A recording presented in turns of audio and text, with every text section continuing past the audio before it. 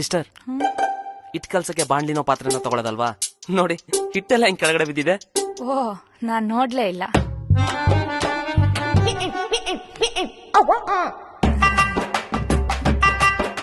ಮಗ ತಗೊಳ ನೀರು. ಕೊಳಕ್ ನನ್ ಮಕ್ಕಳು. ಸರಿ ಕಣ, ನಾನು ಹೊರಡ್ತೇನೆ. ಏಯ್, ಇರೋ ಮಗ, ಎಷ್ಟೋ ದಿನ ಆದ್ಮೇಲೆ ಬಂದಿದ್ಯಾ? ಚಪಾತಿ ತಿನ್ಕೊಂಡು ಹೋಗುವಂತೆ. ಚಪಾತಿನ ಬೇಡ ಕಣೋ. ಏಯ್, ಇರೋ. ದಿವ್ಯಾ, ಮೊಟ್ಟೆ ತಗೊಂಬರ್ತೀನಿ, ಮೊಟ್ಟೆ ಪಲ್ಯ ಮಾಡೆ. ಆಯ್ತು.